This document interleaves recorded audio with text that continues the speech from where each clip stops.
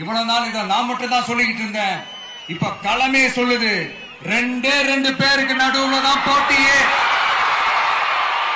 ஒண்ணு இன்னொன்னு ஒண்ணு தூய சக்தி டிவிக்கு, இன்னொன்னு தீய சக்தி டிஎம்கே.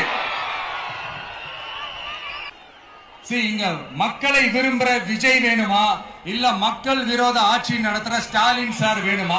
அவ்வளவுதான் இந்த தேர்தலே. இதுக்கு நடுவுல வேற யாருமே கிடையாது. புரியுதுங்களா உங்களுக்கு? என் நெஞ்சில் குடியிருக்கும் சேலம் மக்களே,